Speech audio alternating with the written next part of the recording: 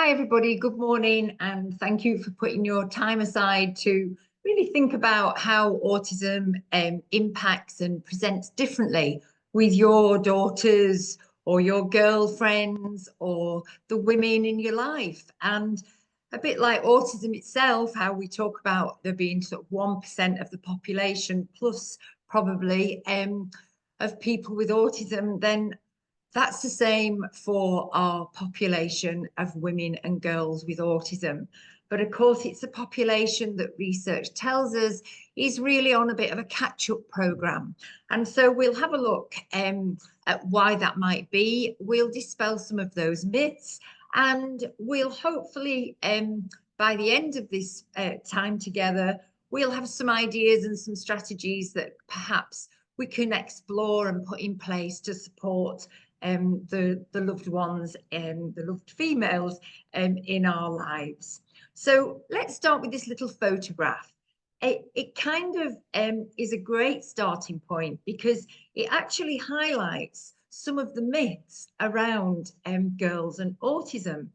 The whole kind of arena of considering lining up, ordering, repetitive, imitative play. And these are all part of that developmental trajectory that all children go through. But often in autistic girls, those kind of indicators, those early sort of signs are sometimes overlooked. And the fact that it's more difficult to spot them in girls than it is boys is a bit of a myth. And it's a bit of a myth because in reality, it's about sort of knowing and being more aware of what it is we're looking for. So it is a fact that autistic girls' developmental play profile is perhaps going to look a bit different. So they may be setting out their little tea set in a very particular way. Now, whilst they're perhaps not so obviously lining up cars and turning them over as like one of the traditional sort of perspectives of autism that we might have had fed to us through media and through maybe some information and some knowledge, but actually when we're setting out a tea party, that can look quite different to sort of lining up those cars and turning them over and spinning the wheels. And it might not be quite so apparent. So it might be that actually we don't spot it quite so readily. We don't spot those differences in that sort of trajectory of play development. And so we've got to just sort of be a little bit more aware of what it is that we're noticing, what it is that we are actually looking out for. And Unmasking Autism, a book by Devon Price, really does talk about actually that sort of 4 areas of female autism presentation in terms of emotional differences to that of their peers, psychological differences to that of their peers, and behavioural and social differences in the traits of their presentation of autism. And we might be left thinking, oh my goodness, how are we meant to get our head around this? But of course, just like autism in general, it's about understanding those commonalities. It's about noticing the differences in communication, interpreting the behaviour, and just kind of realizing that some of our perceptions of the way our girls are presenting actually gives us a good road in to supporting and understanding them even better. And of course, at the moment, there's quite a lot of media interest in females and the presentations of autism. And I've used this little character, Maisie, from that real kind of popular young range of books from some years ago. And the reason I've used that is because I don't know if anyone's seen the Channel 4 programme, the police drama called Patience, which was aired fairly recently. And the actress in there, Ella Maisie, who's 21, she plays this role of Patience. And I really recommend watching it actually if you haven't had the chance. But she depicts in the police drama her role as an autistic young lady. And she actually did receive a diagnosis of autism when she was 17 herself. And in the programme, you notice that actually there's quite a bit of a reference made to her childhood. And that's made in terms of a phrase, a diagnostic term, schizophrenia. But of course, for her reality, for her generation, she's really just highlighting there that actually, historically, that is where often diagnosis for female autism landed. It landed in the arena of a mental health problem, of a mental health concern. It landed in the arena of perhaps a diagnosis of anorexia, and some of those little elements of the whole autism profile really became the focus point. And what was being missed was actually the underlying autistic profile, the underlying autism.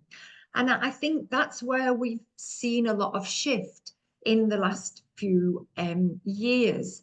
And there's been a lot of conversation around females and autism. And certainly in this programme, in the Channel 4 programme Patience, there's been a lot of criticism about how it's depicted as quite clumsy.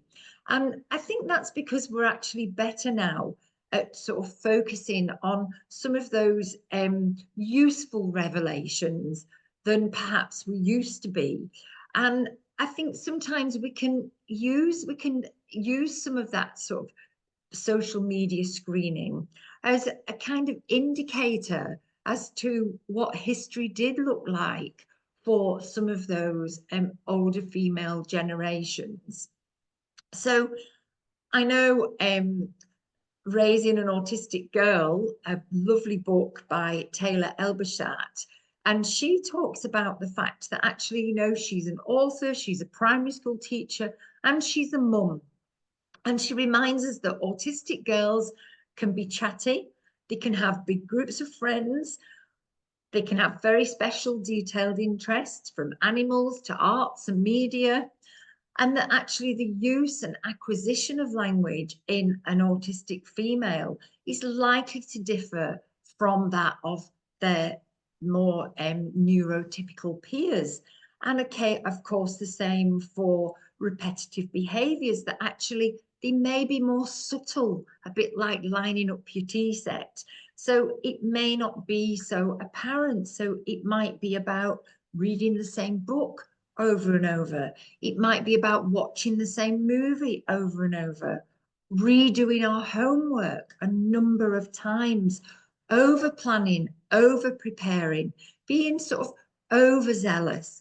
And certainly in that reference I've just put there on the slide, that sex differences in trajectories of cortical development in autistic children from 2 to 13, that piece of research proved beyond any doubt the fact that actually for us, understanding and appreciating that our female presentation of autism is different to that of a male presentation is really important.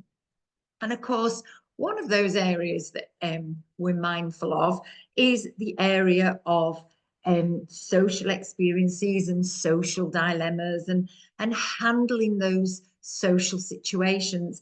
And again, I'm going to just refer to Maisie in the programme that I've mentioned in Patience. And, you know, she really highlights the sensory and social concerns around sort of going out to meet her friends, going out to play, you know, wanting to go out to play and actually executing that really kind of shares in the programme that build-up of anxiety that surrounds those decisions.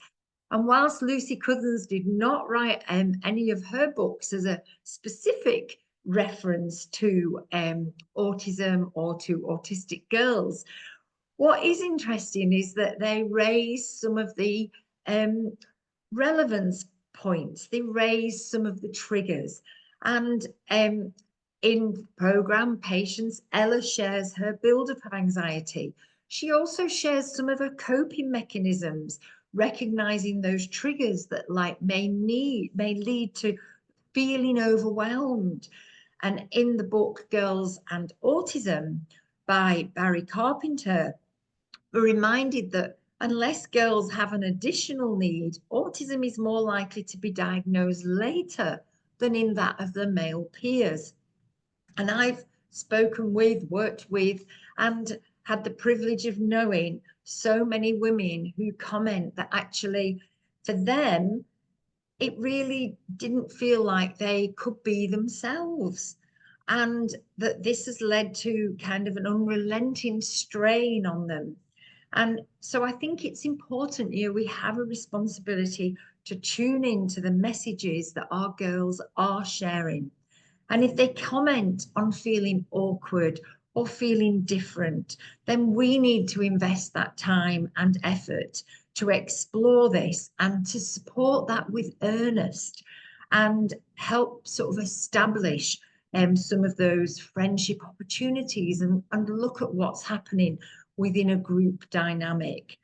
And an autistic teacher actually told me that school was her haven, but only in lesson times, because she sat at a table like everyone else. She held a pen like everyone else.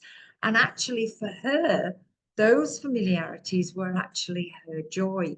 And of course, we don't always have that perspective. And I think it's fair to say that we're probably already aware of the individuality of an autistic profile for each and every one of you that's logged in today.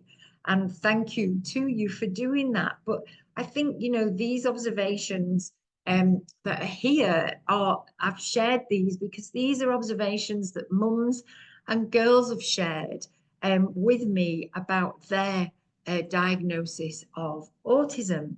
And of course, there's a real sort of mix there. And I think what it does do is remind us that actually the world that autistic girls are navigating really does eclipse with that neurotypical experience as well. And I think that's an important point, that actually all girls have these emotions, all girls have these situations. But of course, what we need to be thinking about is that for many of our autistic girls, they perhaps are experienced for different reasons, to a different intensity, and from a different trigger. And certainly in my experience, what this does is really kind of deplete some of that confidence. It depletes some of that self-esteem and leaves our girls sometimes feeling irrationally annoyed with themselves, irrationally awkward, and perhaps, trying to be even more precise and working harder at trying to be robust and working harder at trying to be sensitive and trying to get things right. And of course, I've got some words up there like tractor, because again, we're fighting that kind of media need and desire to frame everything, to pigeonhole everything. And not all autistic girls like everything pink and are interested in fashion and want to do the same kinds of things. Some are impulsive, some are less confident, some are joyful, some are concerned and deeply concerned. And so we've got this real profile that we need to be aware of and consider, most, I think, importantly, the fact that actually, do you know how smart you are? And I'm just going to share with you that an autistic 28-year-old young lady told me that neurotypical girls may feel confident about how they are, while autistic ones act it. And I thought that's kind of a really good insight to that self-recognition and understanding those strengths and challenges. And it's vital that we do, and vital that we see those as a valuable investment for that long-term benefit of our autistic girls' experience. This particular young lady has twice before cut her dolly's hair off and been heartbroken by the consequences of it not growing back. So you can just imagine how that played out for that mother's experience of that young lady playing in that way when she was a little girl. It's that blurred understanding of reality and fantasy that sometimes occurs beyond the early years for autistic girls.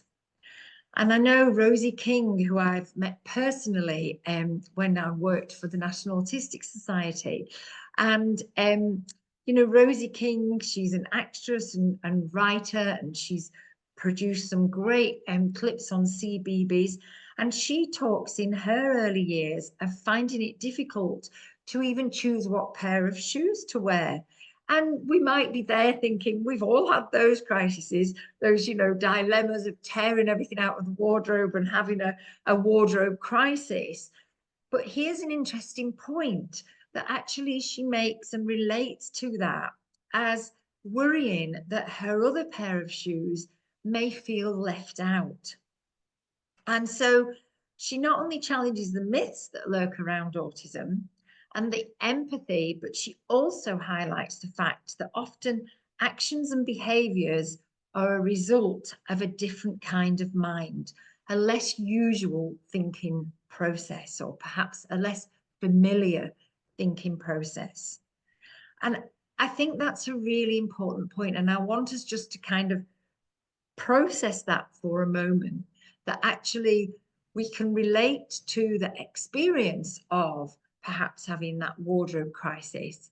But what we need to do is tune into the trigger, to the reason. And I know a number of people who choose to wear different socks because they find that making a decision about which socks to wear so traumatic, it's easier to wear two different ones. And of course, that kind of can get concealed and just considered a little bit quirky, but nobody's going to kind of look twice too much at that. But what if you're wearing two different shoes for the reasons that Rosie explains? And of course, you know, the reality is that that would get a side glance. And whether we like it or not, that is part of our societal desire to try and fit in. And I'm currently supporting 3 young autistic women, and all 3 would say that they are better off for knowing about autism and how it has impacted on their life experiences. And one actually told me that no one ever made her feel smart before. And we'd spent some time making this particular cookie that's just here, and each of the Smarties represented a significant focus point of how smart she was. For example, we put one like the blue cookies on, and they were saying things like, you know, I'm a good communicator because I'm a good friend to have because and it really kind of resonated and actually broke my heart a little bit to think that that young lady had not actually throughout her whole schooling been sat down with and focused in on all the positive things she could do. And you know, we worked on I can do this independently. So acknowledging our strengths is one of the most powerful building blocks for confidence and for self-esteem. But it's also a great signpost. And I think it's a signpost that we have to be conscious of really tuning into. So I'm really going to encourage you to not necessarily make a smart cookie using Smarties. I think I should have some kind of shares in Smarties, because I do turn to them for that particular focus. I think, you know, they can lend themselves really nicely. And I've actually correlated some sort of cogs of autism profile to marry up to the colour of Smarties, just to kind of make that bridge, to make that link between, do you know how smart you are?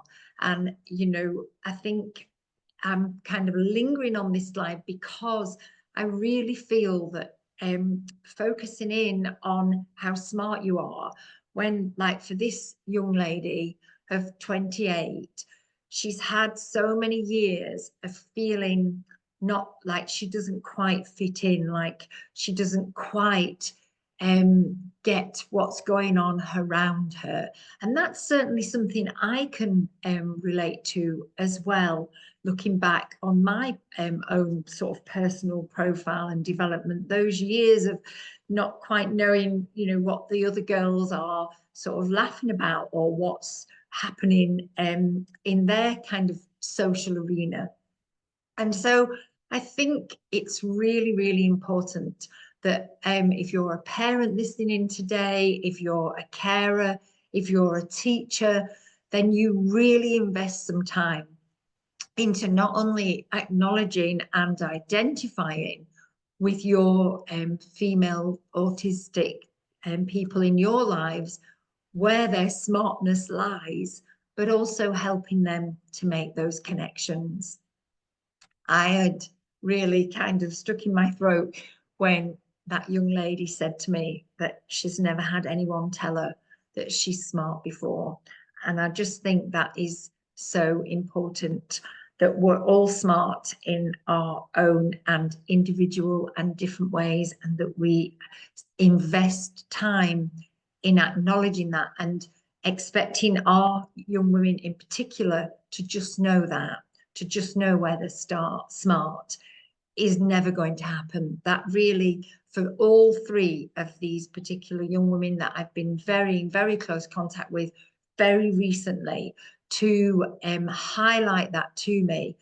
And they're all, yes, they're all in their 20s. So it's that kind of generation of missed diagnosis in early years, in young years, and that missed recognition in those early developmental years. But of course, we know from research that that is still happening, that that is still often the experience of our autistic females, that those recognitions and those understandings are still coming much later. And so I can't emphasize the importance enough of really making sure that not only that we know where our girls are smart, but that they know, that we have pointed that out. Because by tuning in to those strengths and avoiding some of the assumptions and making those observations, then that actually is really helpful to us as parents, carers, teachers, supporters. It's giving us the strength to really kind of create environments that fuel a positive experience and encourage participation and involvement for our girls. This little girl loved nothing more than emptying the cookie tray and helping to set the table. And actually, you know, we had the indicators there in her early play. So using those skills and transferring those skills into something useful and something practical and something that's valued and appreciated, and giving a role in the family, can really help to be an unexpected bonus and an investment actually in building confidence and feeling part of the family, feeling that participation. And we know, because the girls are telling us, that actually one of the things they feel is not quite in with the crowd, not quite fitting in, not quite getting it, that kind of wrong-footed feeling. So the more we can do to help with that feeling of familiar, feeling of included, feeling of valued, then the better that's going to be. Another young lady found using visuals to help with independence skills really helpful, and said it like significantly reduced her anxiety. And I have recently made a visual in a much more adult fashion, just in a wooden frame and a download of more adult pictures, and just with a single word reminder for a young lady who actually every time I go and visit her, she makes me a lovely cup of tea and we have a great chat. But I had noticed that while she was making the tea, she was displaying a lot of anxious behaviours. So she was doing a lot of straightening the kettle. She was doing a lot of putting the lid on and off the tea canister. She's opening and closing the fridge door several times. And I knew her well enough to know that these are her indicators of an anxiety building.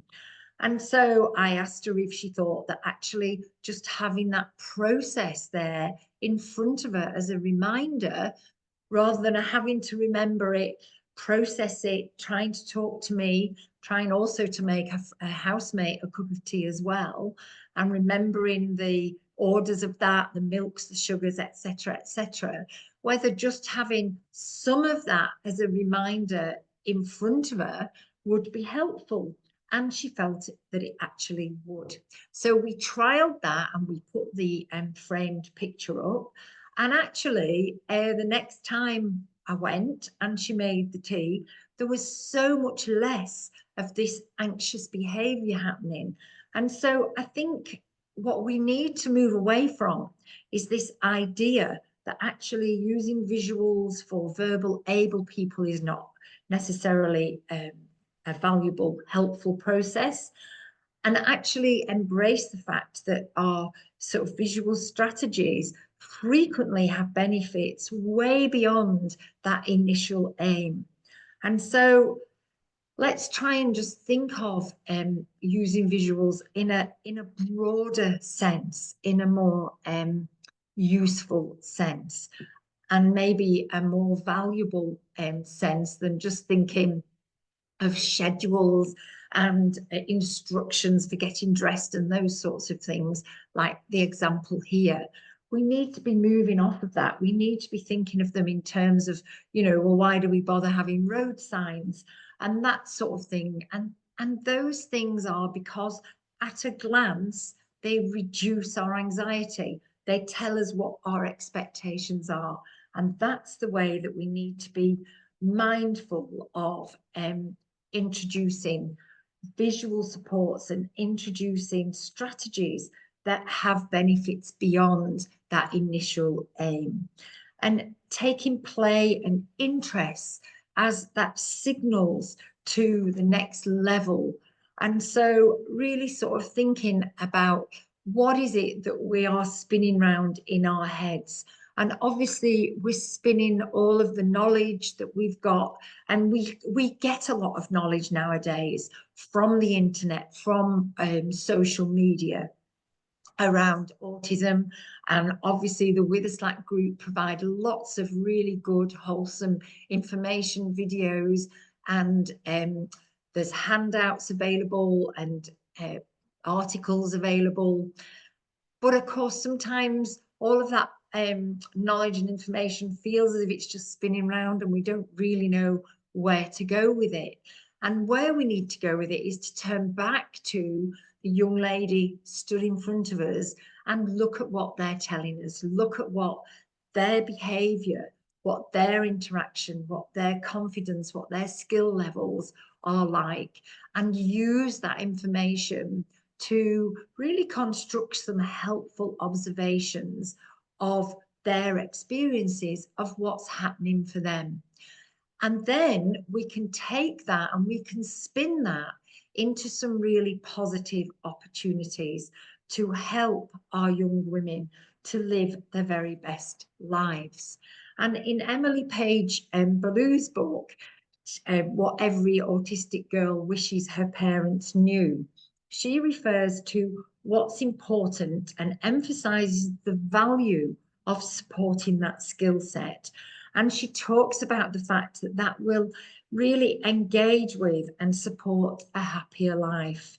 She reminds us that the emphasis on learning to even do things as simple as like make a bed is to please others, where learning to crochet was to please her, because actually she wasn't bothered about how a bed was made, but the emphasis of that was for other people's benefit, and learning to crochet was for her benefit. So have we got that balance? Are we striking that balance?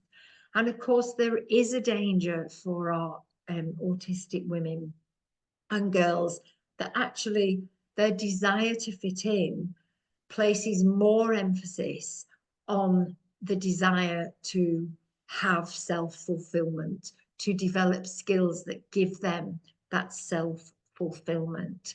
So really being cautious and mindful of, are we getting that balance? Are we making sure that we are offering and proffering opportunities for not only things that will help in terms of fitting in, feeling part of, which of course, if that is important for the girls and the women that you're loving in your life, then that is important. It's not good enough for us just to turn around and say, well, it shouldn't matter. It's society's pressure. It's society's impression. If that matters to that individual, then it does matter. And that's where we need to be. That's where we need to start. We can't start and try and educate all of our autistic women and girls to believe in that actually it doesn't matter whether they feel that they fit in or not. It doesn't matter whether they're part of the crowd, because if to them it does, then actually it does matter. And what's more important is that we find an arena, that we find occasions and we create situations where actually our girls are definitely doing things for themselves. And it may well be crocheting. It may well be being part of a group of friends that actually do things together and do things that you like doing. So it might be joining a crafting group rather than just going out for a drink with your friends. It might be looking for something more specific, for something more focused. And I think it's really important that, as Emily reminds us here, there's no sort of shortage of wonder and of rewarding experiences in the world. And life might not resemble the ones that we perhaps anticipated, but actually they are out there. But it might be that what we need to do is try and make more effort really in finding them and seeking them out. So let's just spend the last sort of 10 minutes or so just looking at some of the supportive strategies then, excuse me, that we can put in place. And of course, one of the things that's the most important in my experience is that actually when we observe what's happening and what's in front of us, then we notice more. And if we are noticing things which we'll describe as play skills, but actually it might just be skills, then actually we can use those to expand interaction. So like we've just used the example of the little girl sort of laying out all her tea party things and then translating that into being part of doing a job and being part of the family. So looking at what's happening, what are our girls good at? You know, if they're good at and interested in cutting hair, be it their doll's hair or their own hair, then is there a course, an apprenticeship? Is there something that we can do? Can we ask our hairdresser could they pop in and start perhaps younger than they would normally in helping out and being part of that environment? Can we set that up? Can we let them do our hair more often than perhaps we would when we're not, feeling like it matters how it looks so much to us?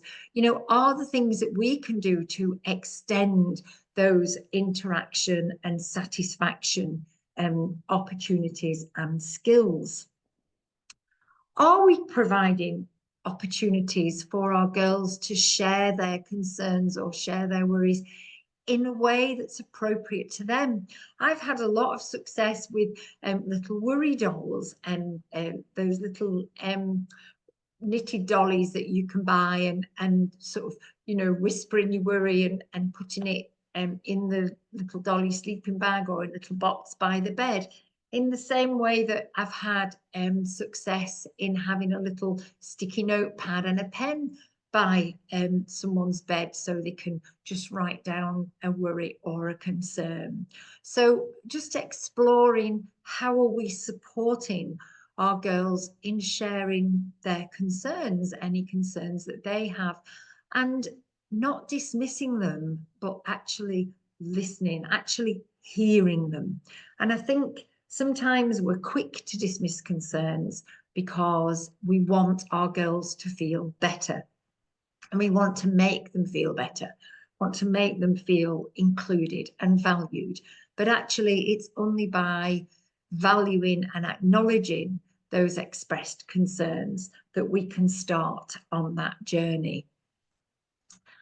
And I've sort of mentioned in visuals sufficiently, probably, but I can't emphasize enough the fact that actually, in supporting independence, in actually helping to frame things.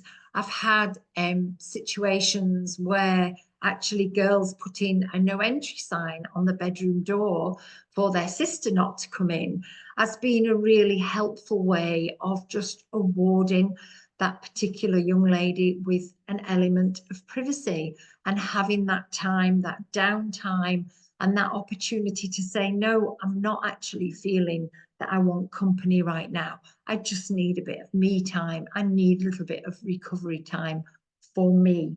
And acknowledging that actually putting that sort of almost, no entry privacy sign on the door was enough to give her sister a clue that actually she needs a bit of space.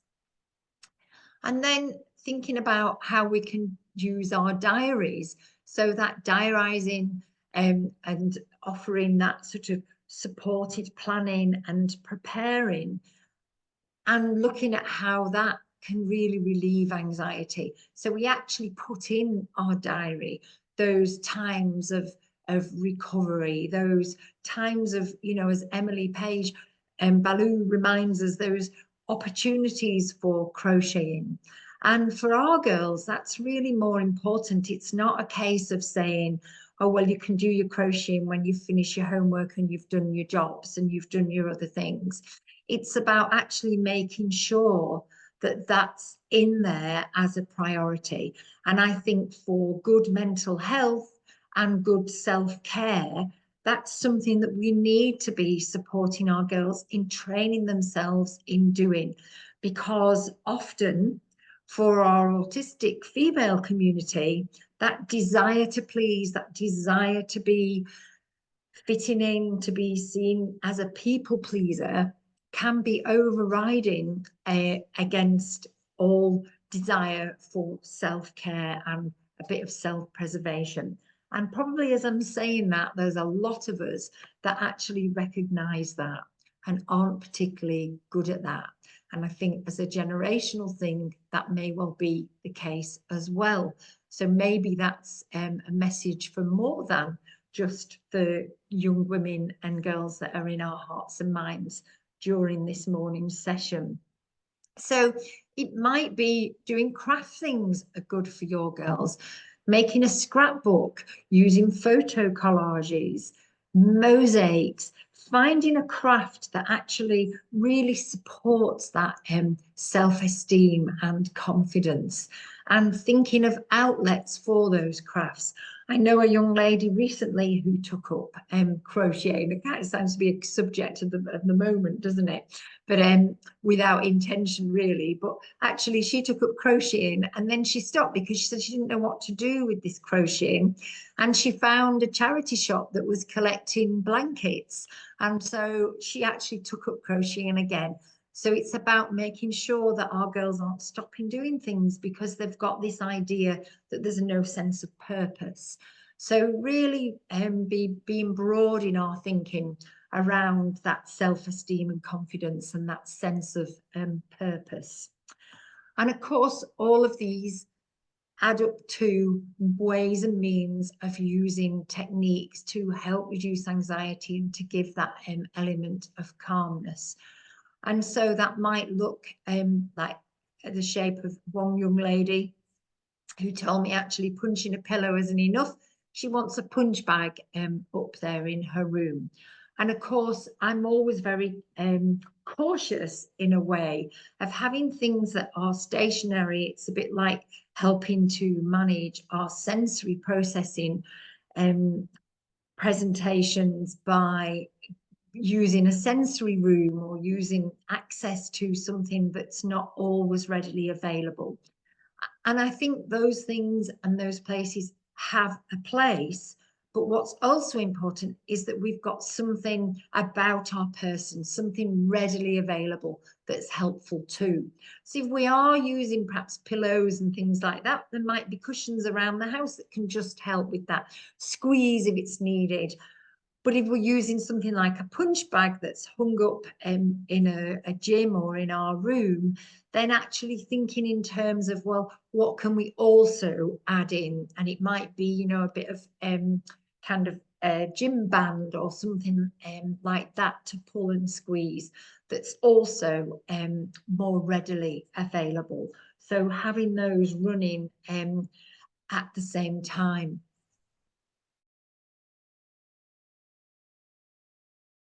And of course, it's different horsey for your daughter, for your loved one, for your female in your life, that actually none of those things work for them. And just watching or experiencing running water or something like that. And where have we noticed?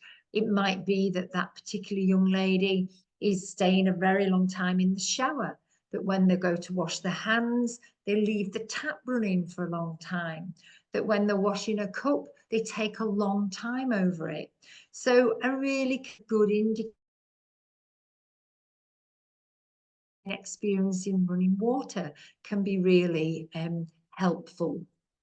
And then it might be actually how are we denoting time, helping sort of thinking in terms of what sorts of timers can help with sharing time amongst the family. So it might be putting a timer in the bathroom. It might be timers themselves create anxiety. So can we use something else? Can we use just perhaps a piece of music? Or can we use a visual way of passing the time? So it's very much about thinking in terms of that what every individual, what would work for every individual. And I'm just going to pop up there some books for you to think about. And that's sort of the bio of what every girl needs here, this book that I've referred to a couple of times. It really is a bio of female contributors and sort of self-advocacy. So, and the Spectrum Girls Guide is about sort of, you know, how to grow up awesome and have those positive autistic perspectives of yourself. And so the Spectrum Girls Survival Kit is really talking about offering tools and that sort of team support in managing social anxiety and friendships.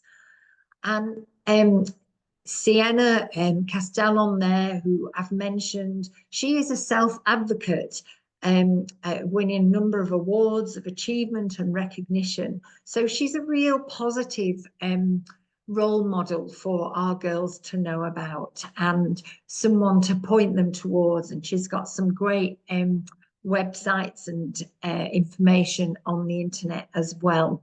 And then raising an autistic girl, that there's a real kind of interesting profile in there around sensory experiences and also thinking about how we can boost emotional well-being as well.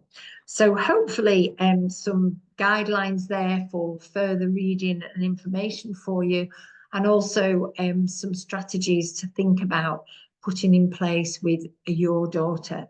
So thank you for joining me today. And obviously, as always, for any other support or contact, then my information is always available from the WitherslackGroup, who I'm grateful to for hosting today's webinar for us all. And I'm sure I've gathered some questions that you might like answered. Oh, that was great. Thank you, Anne-Marie. We have had a lot of questions submitted today. So our first question is, my 8-year-old masks in school, huge outbursts at home. I suffered from a stroke. She's bad at home and I've had one carer leave me after 10 years and my new carer is on the blink of leaving as well. The doctors won't refer her as it needs to come from the school. How can I get her assessed and the support she needs? I think you've kind of highlighted here one of our myths. It's not the case that the referral for an assessment needs to come from school.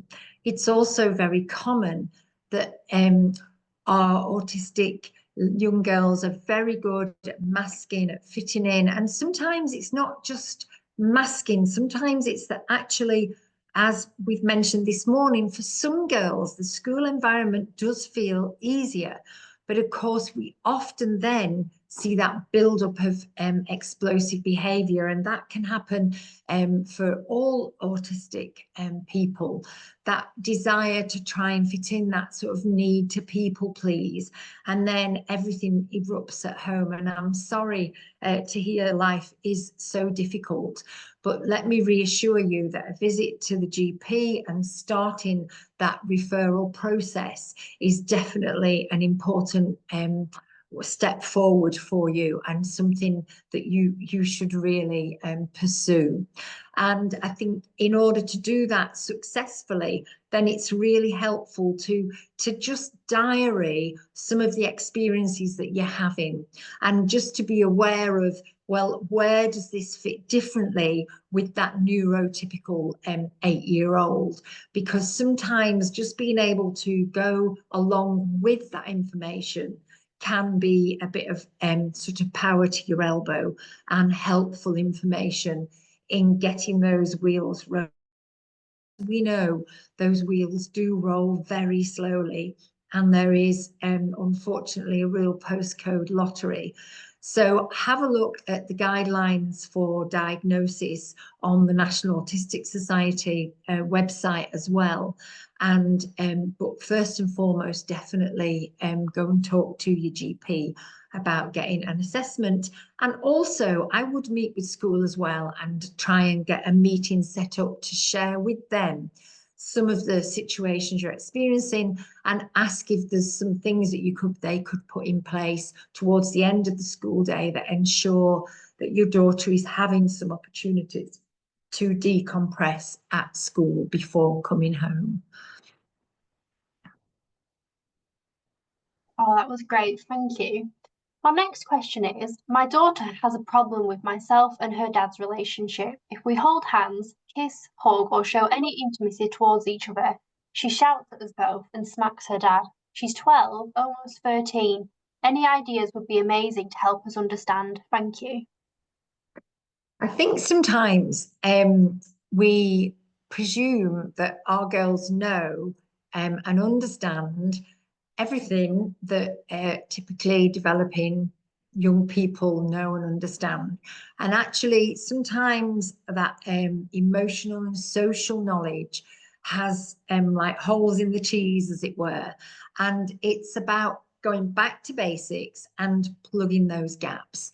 And maybe trying to just work out where her anxiety and where her fear is coming from, because there's very different ways of managing that. So if, for example, her anxiety and her fear is that you're going to continue and start kissing and canoodling in public, and she's anxious about that, then that's a very different management to her feeling that when you're showing and demonstrating that level of connection, that she feels disconnected or at risk of not being part of that.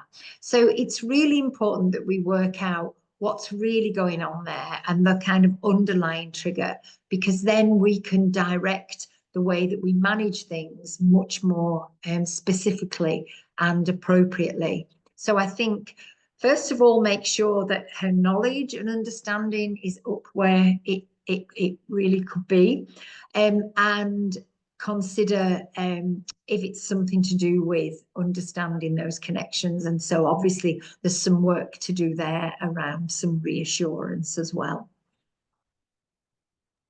That's great. Thank you, Anne-Marie.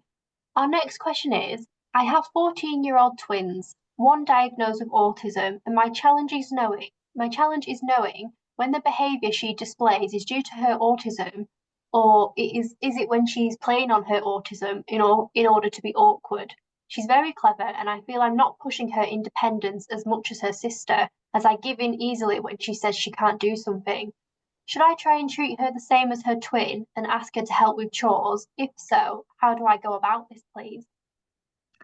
I think I'm smiling away to myself here because it's a question that comes up whether I'm working with a 2-year-old, a 22-year-old, or a 40-year-old. 63 is the oldest person that I've had on my sort of direct support books.